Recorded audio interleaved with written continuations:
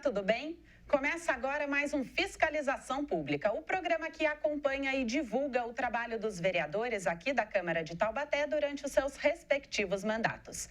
No programa de hoje, eu recebo a vereadora Elisa, representa Taubaté, do Cidadania, para a nossa edição de fevereiro de 2024, que é a primeira desse ano. E, como convidado, nós temos também Rafael Soares, que é integrante do coletivo Representa Taubaté.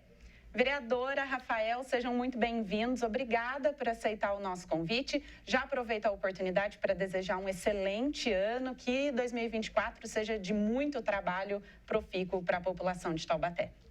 Obrigada, a gente agradece mais uma vez. Gostamos muito de estar aqui, dando transparência do nosso trabalho e que seja realmente um ano muito maravilhoso para a nossa cidade, que a gente conseguiu trabalhar muito pela população de Taubaté. Também agradeço a oportunidade de estar aqui falando com vocês e desejo para você também um feliz ano novo, para todo mundo de Taubaté, que 2024 seja um ano transformador para a nossa cidade. Muito obrigada. Vereadora, a maior honraria do Legislativo foi entregue a uma professora. Eu queria entender quem é a Marta e qual foi o motivo dessa escolha. Você fala maior honraria e me vem assim, o quanto eu fiquei mesmo honrada de poder entregar essa maior honraria da nossa cidade, que é a Comenda Jacques Félix, à professora Marta, né? Bom, a professora Marta foi uma professora que trabalhou aqui na cidade, né? Começou como professora dos pequenos, inclusive, na nossa cidade, foi diretora de creche, trabalhou na Secretaria de Educação, mas o nosso encontro se deu no magistério. Ela foi minha professora de magistério, mas ela foi professora de muitas professoras aqui de Taubaté, porque no curso do magistério que nós tínhamos aqui no nosso município, inclusive um curso a nível municipal, tinham muitas aulas que eram ministradas pela professora Marta e para além, né, de ser nossa professora, era um ser humano, uma pessoa muito humanizada e que tratava isso, né, tratava a educação, trata ainda, né, a educação como uma coisa muito séria, mas que enxerga cada ser humano, que enxerga cada pessoa na sua individualidade, na sua complexidade, mas também nas suas potencialidades, né? Então, a professora Marta, fiquei muito feliz do Representa poder fazer essa homenagem para ela, né? É uma comenda por vereador, então, por legislatura, então, realmente é uma escolha que a gente tem que fazer com muito critério e foi uma escolha muito feliz. A gente vê, inclusive, na foto, né? Foi a única mulher homenageada nesse dia, eu acho que isso também é muito representativo, mas foi muito honroso homenagear uma professora, uma mãe, uma esposa, uma pessoa maravilhosa, que sempre contribuiu muito com outras pessoas, né? Foi catequista também, trabalhou bastante na igreja dela, né? Então, fico muito feliz mesmo de poder homenageá-la, ela merece mesmo. E a professora, ela sempre mostrou com muita humildade e simplicidade o fazer pedagógico, a didática em sala de aula. Ela sempre ensinou com muito carinho, sabe? E mostrou o quanto que a educação pode transformar, mas ela não precisa ser um peso, uma dor, uma canseira. Ela é desafiadora, mas ela também tem muitos possibilita, né, muitas aprendizagens, muito desenvolvimento, e isso é muito bacana. Então, foi muito honroso mesmo entregar para ela essa comenda. E eu digo, Ana Laura, não por mim, né, porque eu fico até intimidada de falar, porque eu gosto muito da professora, sou muito grata a ela, mas eu acho que no dia a gente conseguiu ver...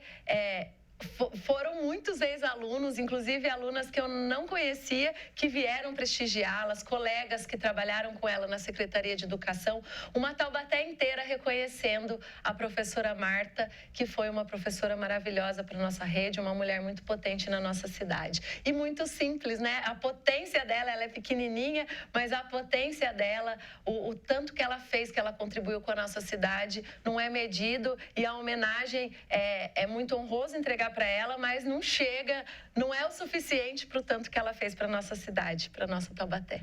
E, vereadora, a senhora citou que era a única mulher ali na foto e realmente chama atenção, né? Ela e você ali juntas na foto. Qual a importância da gente entregar uma comenda Jacques Félix para uma mulher, nesse momento em que as mulheres também buscam seu espaço na sociedade, o reconhecimento por aquilo que elas fazem? Eu acho que é esse movimento que a gente vê cada vez mais aumentando mesmo. E eu não posso afirmar com tanta certeza, mas se a gente olhar as entregas de encomendas passadas, pode ser que a gente encontre sem nenhuma mulher, né? Então, eu acho que, assim, cada vez mais a gente começa a ver mulheres, quando tem também entrega de cidadãs taubatianas, a gente já, e aí é até engraçado que às vezes os vereadores falam assim para mim, tá vendo, vereador, a minha é mulher, então eu acho que a gente já consegue, aos pouquinho ainda, né, mas a gente já consegue conquistando esses espaços, e aí a gente vê a importância, né, e eu falo isso também enquanto representa, né, que o quanto que a gente trouxe também essa possibilidade de elogiar, de homenagear uma mulher, porque pro Represento isso também é muito importante, o protagonismo das mulheres também é muito importante. Então, eu fico muito feliz, eu acho que assim, a gente está abrindo as portinhas para a gente cada vez mais homenagear e reconhecer as mulheres nos locais, como a gente fala, né, onde elas quiserem, mas nos locais principalmente de destaque, de poder, de cargos mais altos, de liderança. A gente fica muito feliz com isso. Agora, falando de educação, não pode deixar de falar de cultura também. Eu quero saber como está a elaboração do Plano Municipal de Cultura, Rafael, e de que forma esse instrumento auxilia no crescimento dessa área dentro do município. Legal.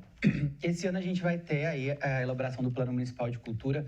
Esse é uma demanda importante da sociedade taubatiana. Os artistas, há muitos anos, eles pleiteiam a elaboração de um plano.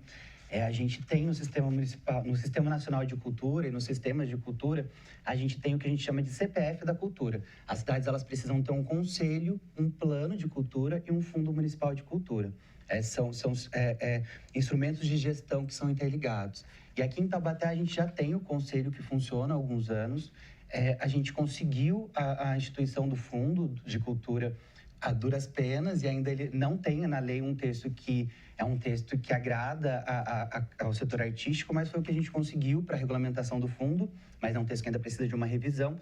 E agora a gente conseguiu, aqui no nosso mandato, né, a gente conseguiu destinar R$50 mil para a elaboração do Plano Municipal de Cultura aqui na cidade de Taubaté, e conseguimos também captar junto à vereadora Thalita mais R$50 mil. Então a cidade tem R$100 mil esse ano para atender uma demanda que é importantíssima e que a gente já pleiteia isso há mais de 10 anos. O plano é importante porque ele vai estabelecer diretrizes para as políticas públicas de cultura na nossa cidade para os próximos anos e vai permitir que a cidade seja integrada ao Sistema Nacional de Cultura, que faz repasse fundo a fundo. Lá no governo federal, eles mandam dinheiro para o governo estadual, que manda dinheiro para a prefeitura, né, através dos fundos. Então, essa regulamentação ela é importantíssima para que a cidade ela possa ser contemplada por essas políticas públicas. Eu coloquei uma foto ali que foi da audiência da Lei Paulo Gustavo. Essa audiência ela é importante para a gente falar. Está ali o secretário, o Fernando Pascoal, o Marco, que era secretário de Finanças ali, em nosso mandato. Né? Essa audiência ela foi o primeiro momento da Lei Paulo Gustavo aqui no município, o primeiro diálogo com a sociedade que teve. Foi muito importante, com participação de membros do Ministério da Cultura, com gente do estado todo falando. Muitos artistas da cidade vieram vieram participar, porque Taubaté recebeu da Lei Paulo Gustavo R$2.600.000 para investir em educação, para investir nos artistas, na cultura da cidade. E a Lei Paulo Gustavo, quando o município ela adere à lei, ela tem a obrigação de, em um ano, estabelecer o CPF da cultura e ter um plano municipal de cultura. Então, Taubaté vai poder fazer isso e vai estar dentro do que a lei determina. Por enquanto, a secretaria ela ainda está estudando a forma de fazer isso. Criou-se um grupo de trabalho lá que vai pensar a forma de fazer isso, mas possivelmente a secretaria vai contratar uma assessoria externa para fazer esse trabalho, que é um trabalho muito importante para a nossa cidade. E junto com ele vem o SMIC, né? Que é um sistema municipal de informações e indicadores culturais, que vai fazer uma análise do território inteiro, vai mapear quais são os agentes, as expressões culturais, os locais onde acontecem cultura, os prédios culturais da nossa cidade, mapear em que estado eles estão, se eles têm acessibilidade ou não, se eles têm os autos de vistoria ou não. Então, a gente vai ter uma radiografia completa de todos os agentes, de tudo que acontece de cultura na nossa cidade e de que maneira elas estão, das políticas públicas, das leis que foram aprovadas. Então, é um sistema importantíssimo para a gente poder ter uma análise do território e pensar as políticas públicas para os próximos anos. Agora, é importante também que o poder público tenha um levantamento, um banco de dados aí. Os artistas, os profissionais de arte, eles podem fazer algum tipo de cadastro junto ao município? Isso. A prefeitura ela já faz um cadastro, né? Faz um cadastro, inclusive um edital para prestadores de trabalho e tem um cadastro para você se cadastrar como artista da cidade. Mas o SMIC, ele é um sistema ele é um sistema, né? Então ele vai ser implementado de uma forma muito mais profunda, né? Com um detalhamento muito maior, com busca ativa, com audiências públicas. Então é importante mesmo que tenha uma equipe técnica, né? Cuidando disso. Porque esses dados eles vão ser fundamentais para que a gente pense, entenda onde as coisas acontecem, reconheça também. Por exemplo, Taubaté tem na cultura popular muitas pessoas que são símbolos e referências a nível estadual, nacional. A gente tem, conhecidamente, as figureiras, né? A gente tem o mestre Paizinho, que é um grande mestre da cultura popular, o rei do Congo Paulista. Ele tem um reconhecimento nacional e fora do nosso país. E aqui na nossa cidade, às vezes, essas expressões elas ficam nos cantos e não tem o reconhecimento necessário. Então, com esses MIC, a gente vai poder ter um mapeamento completo do território e os artistas vão poder participar e se cadastrar também. Tá ótimo. Vereadora, a primeira infância é um momento da vida desde o nascimento até os 6 anos de idade. Eu quero entender de que forma o poder público pode atuar em prol da população da primeira infância. Olha, esse tema é um tema que é muito caro para mim, né? Trago isso muito forte. Foi uma das motivações para eu entrar também para a política e querer fazer alguma coisa e de fato, trazer, né, essa pauta para o poder público pela importância que tem, né? A gente fez aqui na Câmara, logo no começo do nosso mandato, uma audiência pública que provocou o poder público a colocar mais em prática a questão do Plano Municipal de Primeira Infância. Foi feito um comitê, do qual participei representando a Câmara, e aí a gente está muito feliz porque nós recebemos aqui na Câmara o projeto de lei que vai instituir o Plano Municipal de Primeira Infância de fato, né? E aí você falou, e o que isso traz, né? Esse plano traz muitas ações, muitas metas de intersetorialidade,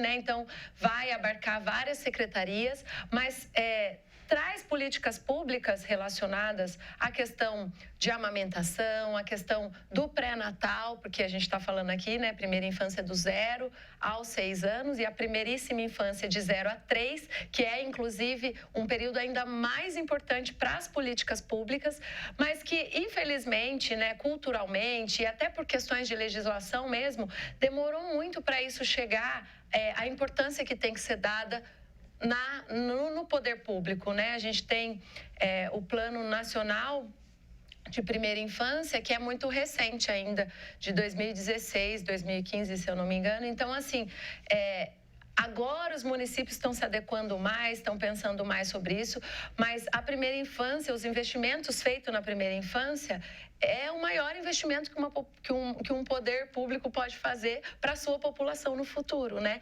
Então, são muitas ações articuladas. Eu destaquei um pouco a questão da amamentação, a questão do pré-parto, porque isso também é extremamente importante, o nascer, o pré-parto, o pós-parto, todo esse acompanhamento, né, é muito importante, mas aí a gente ainda avança, a questão da mobilidade urbana, a questão dos espaços da nossa cidade, as crianças, por muitas vezes, parece que elas não são bem-vindas em espaços coletivos da cidade, né? Então, tudo isso, por mais que fale assim, não, para onde que as crianças estão? Nos parques, nos parquinhos. Ainda assim, a gente precisa melhorar muito os parquinhos. Mas as crianças estão em todos os locais. As crianças estão caminhando. A cidade precisa ser uma cidade acolhedora também, no sentido de acessibilidade, né? Então, tem muitas questões envolvidas que esse plano elucida as possibilidades, né? E faz com que a gente possa, inclusive, acompanhar o que está sendo feito, o que já foi cumprido, o que não foi cumprido, para batalhar por isso também. Eu acho que a questão da educação também, a questão da creche, é uma questão que é um problema no país, mas que é responsabilidade do município. Então, a gente precisa, enquanto município, se atentar a essa questão das vagas também para as crianças de 0 a 3. E a gente tem também, tinha, né, e aí eu volto na questão cultural, a ideia de que a creche era apenas cuidados, né? E, de fato, os cuidados também envolve educação, envolve educar. Mas a gente ampliou muito e Taubaté também teve esse avanço muito grande que foi também em 2021, que foi a inclusão de professoras no berçário, de pedagogas, de professoras, porque até então eram cuidadas por auxiliares de desenvolvimento infantil, que tem um papel extremamente importante.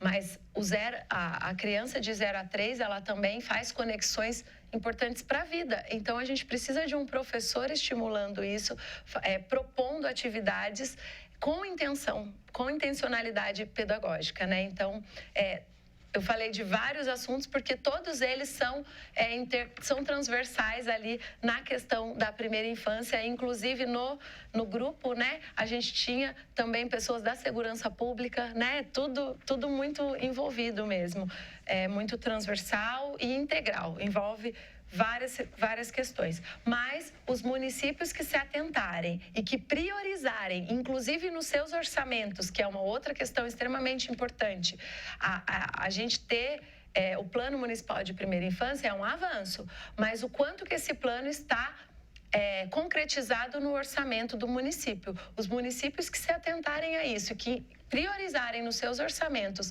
as políticas públicas para a primeira infância, terão um retorno extremamente importante no futuro. E eu não estou falando que a gente vai investir na primeira infância só para ter esse retorno, mas isso é inclusive inteligente, né? Pensando financeiramente, pensando nas questões de poder, inclusive disponibilizar orçamento para outras coisas, já que você conseguiu, por exemplo, uma taxa de amamentação muito maior do que a gente tem hoje, que possibilita que as crianças sejam mais saudáveis e que elas vão menos ao médico. Então, o dinheiro que era investido, nesse atendimento na saúde, por exemplo, pode ser investido ainda na saúde, mas para outras questões que estão ali com fila maior, enfim. Então, a primeira infância é extremamente importante, é uma pauta muito cara e eu fico muito feliz da gente estar caminhando para concretizar agora, a partir de uma lei, o Plano Municipal de Primeira Infância aqui em Taubaté. E qual é a participação do projeto Selva Viva aqui de Taubaté nesse plano? A gente tem uma foto, gostaria que a TV Câmara colocasse para nós, e a senhora pode explicar, por gentileza. E aí eu vou articular rapidamente isso. Essa é uma foto lá do projeto Selva Viva, que é um projeto que tem aqui na nossa cidade e que teve uma expansão. Eu conheci esse projeto já faz um tempo bom, com os alunos do município vizinho que eu trabalhava, que vieram conhecer o projeto, porque tinha um projeto de educação ambiental, e aí esse projeto foi crescendo, e essa foto, né, do dia da expansão, que agora está ainda maior, fica aqui na nossa cidade, ainda não é muito conhecido, e pode fazer, inclusive, um trabalho com as escolas do nosso município para poder fazer uma questão das escolas irem até lá. Como que isso liga na questão da primeira infância, as experiências que as crianças podem fazer. Lá tem, inclusive, toda uma questão histórica nessa expansão e tem atividades que são interativas, então as crianças podem brincar, podem manusear. Tá muito bacana, então eu já liguei essa questão do projeto porque é cultural, tem a questão da vivência com os animais também, né? Eles recebem animais que são encontrados pela Polícia Ambiental, então é um projeto super bacana e que tem uma possibilidade de experienciação muito bacana para as crianças também e para qualquer pessoa. Rafael, de 4 a 8 de março desse ano vai acontecer a Conferência Nacional da Cultura em Brasília e você vai estar lá representando Taubaté, mas para isso a gente precisa entender um pouquinho antes, porque você já foi eleito representante de Taubaté em outro evento. Isso. Explica um pouquinho para a gente. A Conferência Nacional de Cultura, ela é uma etapa, né? Ela é um instrumento decisivo, assim, para a gente pensar as políticas públicas no âmbito nacional, para os próximos anos, para os próximos 10 anos, a gente pensar como a gente, enquanto país, vai se organizar para pensar a cultura de maneira transversal. A Elisa falava do plano da primeira infância, né? A cultura, ela entra na saúde, entra na educação, entra como instrumento de prevenção em saúde, inclusive. Então, é importante que a gente se reúna, artistas, pessoas que pensam a cultura no país, para debater isso. Então, tem a Conferência Nacional de Cultura. A gente chega na Conferência Nacional de Cultura com etapas que acontecem antes, Então, os municípios, eles puderam realizar suas conferências, os municípios que quiseram e foram convidados a realizar, eles realizaram suas conferências. Taubaté realizou uma conferência municipal de cultura ano passado, que foi uma conferência muito bonita, foi muito bem executada pelo Conselho, pela Secretaria de Cultura. O secretário Fernando Pascoal, que é um secretário que está muito alinhado com as demandas do setor, ele foi muito empenhado, junto com a Secretaria, em realizar a melhor conferência possível. Tanto que Taubaté elegeu uma das maiores delegações do interior paulista. A gente levou 11 delegados para a Conferência Nacional de Cultura. A Dalgisa, nossa parceira de mandato, também foi uma das delegadas eleitas. Enquanto outras cidades, como, por exemplo, São José dos Campos, que é uma cidade maior que a nossa, elegeu mais ou menos uns 6 delegados, se eu não me engano. Então, Taubaté teve um trabalho muito bonito e muito importante de articulação, de mobilização dos artistas, dos agentes, que permitiu que a gente chegasse com uma representatividade importante na Conferência Estadual de Cultura. E aí, essa é uma outra etapa. Fomos para a Conferência Estadual de Cultura, delegados eleitos de todos os municípios, de vários municípios do interior do estado e da capital, e lá a gente levou as nossas propostas. A conferência, ela é dividida para a gente discutir as políticas públicas, então ela é dividida por eixos de discussão. E num dos eixos de discussão lá da Conferência Estadual foi uma proposta que foi aprovada aqui em Taubaté, que foi trazida por mim aqui em Taubaté, que se somou às propostas de todos os municípios do estado, que foram mais de 5.000 propostas. E lá nessa Conferência Estadual, cada eixo, eram 6 eixos, cada eixo podia priorizar 4 propostas.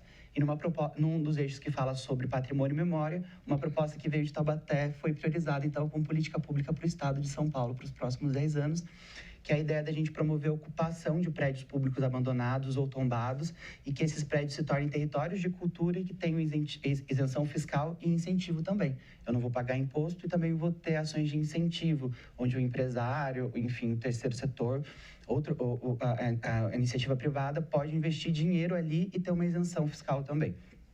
Então, essa foi uma proposta que a gente aprovou em Taubaté, que se somou a 5.000 do estado, que foi levada para a Conferência Estadual e lá foi priorizada como uma das 4 principais diretrizes de políticas públicas para o estado. E lá na Conferência Estadual rolou uma segunda eleição, que é para escolher os representantes do estado na Conferência Nacional. E lá na Conferência Estadual, o Vale do Paraíba levou uma das maiores delegações do interior do estado. Estamos levando 11 delegados para a Conferência Nacional e Taubaté está levando desses 11 delegados 3 cadeiras. Então, Taubaté também está muito bem representado. A Sônia, a Mary, a Sônia, que é da sociedade civil, a Mary, que é do Poder Público, e eu também, que sou do Poder Público, estaremos lá em Brasília, do dia 4 a 8 de março, representando o estado de São Paulo, mas levando, sobretudo, um olhar sobre as demandas da nossa região aqui, da nossa região do Vale do Paraíba. Então, isso foi um momento muito importante para nós. Inclusive, nós temos algumas fotos desses encontros que o Rafael está contando para a gente. Esses encontros que acontecem, eles são do FLIGSP. O FLIGSP é um fórum do litoral, interior e grande de São Paulo, que vai pensar as políticas públicas para o interior do estado. Então, ele foi um fórum muito importante na articulação dos agentes culturais, em pensar as políticas públicas, e foi um fórum importante para a gente eleger representantes que estavam realmente qualificados e que estavam levando essas discussões que foram, como esse fórum ele reúne artistas de todo o interior, a gente pautou quais seriam as demandas do interior, pensando todo o interior do estado de São Paulo, e fomos à conferência organizados para defender essas demandas. Então, o FLIGSP, ele é importante por isso, são artistas do estado inteiro que ficam reunidos. E aí tem uma próxima foto, que foi a do FLIGSP do ano passado, que aconteceu aqui em Taubaté. A gente conseguiu trazer esse evento para Taubaté, foram quase 200 artistas do estado de São Paulo inteiro que tiveram aí reunidos, né, para discutir as políticas públicas aqui na nossa cidade. Então, isso faz parte desse movimento que tem permitido que a cidade tenha essa articulação, essa mobilização e seja reconhecido por todo o estado de São Paulo como um território que está se movimentando. Taubaté sempre foi visto como uma cidade que ficava ensimesmada, né? E aqui, no caso, a gente está conseguindo expandir. Eu queria só voltar essa foto, porque tem uma curiosidade nessa foto. Ali, nessa reunião que a gente estava ali, não sei se consegue voltar, compondo aquela mesa estava a secretária de Cultura do Estado, Marília Marton, a próxima. Estava o secretário de Cultura, o Fernando Pascoal. É a próxima foto. E estava o prefeito José Saldi ali também, o vice-reitor da Unital, estava ali nessa reunião do FLIGSP. E a curiosidade estivemos reunidos ali e para uma plateia de artistas do estado inteiro, a secretária de Cultura do estado, ela disse que queria dialogar com o interior, trazer investimentos para o interior e, na sequência, ela aprovou uma lei Paulo Gustavo que tirava muito recurso do interior, que fez que artistas do interior, artistas de Taubaté, não tivessem acesso aos editais da lei Paulo Gustavo do estado. E o estado de São Paulo ele tem 70% dos recursos da cultura concentrados na capital e 26% para todo o interior, onde mora 70% da população. Então, tem muita coisa que não chega para a gente. E ali também o prefeito José Saldi ele fez um discurso sobre a importância da gente preservar nosso patrimônio, da gente se reconhecer enquanto um território cultural e preservar as nossas raízes. Ele tinha acabado de assinar um decreto que permitia o destombamento das casas-pia, que estava permitindo possivelmente uma demolição. Então, são as incoerências que a gente encontra nesses discursos que a gente está pronto para enfrentar e para fazer a cultura do nosso município ser cada vez mais forte e resistente. Então, boa sorte na Conferência Nacional. Traga boas notícias para Taubaté. Vamos lá. Vereadora, no ano passado teve uma audiência pública sobre empreendedorismo feminino. Eu queria saber de que forma surgiu a ideia para essa iniciativa. Bacana. Eu acompanho bastante o HIT, né, que é o nosso hub de inovação aqui em Taubaté. E lá, nessas idas ao HIT, né, conheci algumas startups de mulheres. E esse movimento delas também lá no HIT, que ia crescendo cada vez mais. E lá eu conheci a Michele, que a gente chama carinhosamente Shelly, né? E a Shelly tinha um clube de negócios, né? Ela já começou ali com apoiando mulheres, juntando mulheres, e aí eu cheguei a participar de alguns eventos com elas, e aí veio a ideia de trazer essa discussão para a Câmara, porque eu entendo que daqui vai para a população, né? Falei, gente, mas vocês estão aí fechadinha, quietinha, a gente precisa expandir isso, né? Lógico que na área de empreendedorismo, elas já têm um protagonismo muito grande e elas já conseguem uma ir conectando ali com a outra, né? Mas eu falei, é muito importante que essa discussão venha também para esse espaço, né? Para a Câmara, e aí isso surgiu numa conversa com a Shelly lá no meio do ano passado, e nossa ideia era fazer em novembro, que era o mês dedicado, né, ao empreendedorismo feminino. Tem o dia dedicado ao empreendedorismo feminino, mas aí por conta de agenda a gente não conseguiu em novembro e fizemos em dezembro. E foi muito bacana, porque aí, a partir disso, quando a gente começou inclusive, falar sobre a audiência pública, começaram outras mulheres empreendedoras procurar. A gente chamou a Unital também, o próprio HIT, né? O professor Altair veio também, participou. E fez ali uma rede também muito bacana de outros eventos futuros, inclusive relacionado à questão do empreendedorismo feminino. E disso também, acredito que chegou a muitas mulheres, muitas mães. A Shelly em si tem uma história, né, que entrou no empreendedorismo por conta da maternidade. Isso acontece com muitas mães também. A gente teve nesse dia outros relatos de outras mulheres também, que quando chega a maternidade não consegue voltar para o mercado de trabalho formal, né? Ou às vezes para o próprio emprego, não consegue voltar pelo tempo que às vezes é um emprego de 40 horas semanais, e aí a mulher não consegue voltar e ela acaba procurando outras coisas. E o empreendedorismo vem muito nisso também, né? As mães empreendem muito. A gente teve nesse dia também a Estefânia, que contou também que ela começou a empreender a partir de uma questão materna. Então, aí na foto a gente tem muitas mulheres, né, que participaram, e é um tema que eu acho que é extremamente importante também para a gente trazer para a discussão aqui. Ali também tem a Tatiana do Sebrae, que apoia também muitas mulheres na questão do empreendedorismo, né? Então, assim, as meninas do TPM, que é um programa que é só para mulheres, que também estão sempre levando outras mulheres lá para falar dos seus negócios. Então, acho que, assim, é um tema muito importante, e eu falava que gente, eu não sei nada de empreendedorismo, eu preciso conhecer um pouquinho, porque eu não sou empreendedora, né?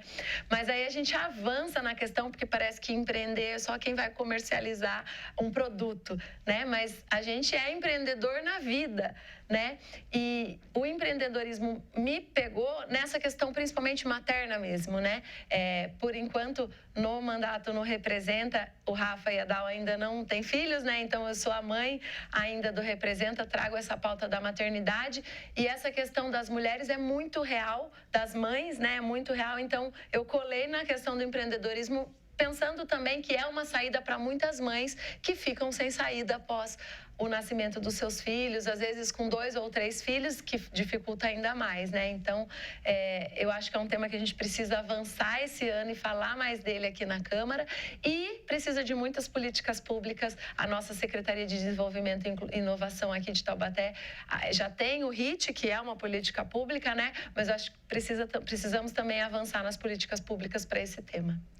O nosso tempo está super estourado, mas eu queria falar muito rapidamente, Rafael, sobre uma preocupação do coletivo Representa Taubaté, de uma ação que acontece dentro da SOAPRO. A SOAPRO é uma organização sem fins lucrativos de amparo social e existe esse projeto que não está acontecendo mais, é isso mesmo? Exatamente. Elisa falava sobre as questões de políticas públicas de acolhimento para as mães, que inclusive não têm o que fazer, às vezes, onde deixar os seus filhos, né? E a SOAPRO, ela é uma entidade de Taubaté, eu estou falando aqui, muita gente conhece já, seria falar, chovendo molhado, explicar o trabalho importante que a sociedade, que a SOAPRO faz, porque é um trabalho relevante para a cidade, mas ela existe desde 77. E alguns anos atrás ela criou um projeto que é o Educarte SOAPRO, que é para atender crianças de 6 a 12 anos numa chácara, com uma equipe multidisciplinar, pedagógica, onde essas crianças tinham aula de educação física, teatro, dança, reforço escolar, acompanhamento de assistente social. Enfim, ano passado esse Educarte SOAPRO atendeu mais de 100 famílias. E aí, em dezembro, depois de uma apresentação que foi lindíssima, nós fomos convidados a ir nessa apresentação que tratava da água como um tema, né, sobre sustentabilidade, etc. Um trabalho muito bonito que eles realizaram. E ao final da apresentação, a dona Terezinha Miragaia, que é a diretora da SOAPRO, ela anunciou que o projeto Educarte, que atende essas 100 crianças, ele ia fechar, ele ia ser suspenso para o ano de 2024. Então, a gente se mobilizou, fiz no final do ano passado, já próximo do Natal, uma reunião com a vice-prefeita no gabinete do prefeito.